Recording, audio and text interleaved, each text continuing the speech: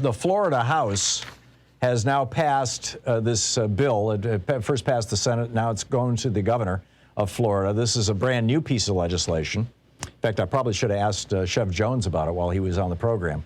But it's a bill that would create a police force dedicated to policing elections to prevent election fraud, because that's such a problem, you know. There were like, what, 25 cases caught in the last election out of hundreds of millions of votes cast, over 100 million votes cast.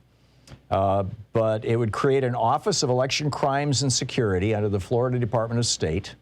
It would require the governor to appoint a group of special officers from the Florida Department of Law Enforcement who would be tasked with pursuing the election law violations.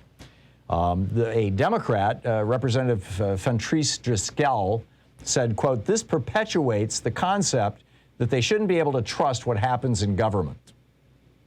That the whole point of this, basically the whole point of this legislation is to say to Florida voters, you know, our elections aren't all that safe, they're not all that secure, and so if a Democrat wins and we tell you it's fraud, it probably is, and we can, you know, overturn the election and do what we want. And we can make it much, much harder for you to vote. And if we're going to purge, you know, like Jeb Bush did just in time for his brother running for president in 2000, Jeb Bush purged 90,000 African Americans off the voting rolls in Florida in the months, along with Catherine Harris, the Secretary of State, in the months before that election, an election that George W. Bush won by 537 votes. If we're going to do that, we're justified in doing that because there's so much fraud. So back to this, Fentrice Driscoll, this Democratic member of the House, said it perpetuates this concept that they shouldn't be able to trust what happens in government. This is a monster that will eat us alive if we let it. It's true. It also increases the penalties for if you want to, you know, if a friend or a neighbor or a relative of yours, you know, can't get out of the house to get their ballot back to the to a ballot drop box or to a Secretary of State's office. If you carry it, it makes it a felony. It raises that to the crime of felony for delivering somebody else's ballot. Republicans call this ballot harvesting, right? Like you know, kidney harvesting or something.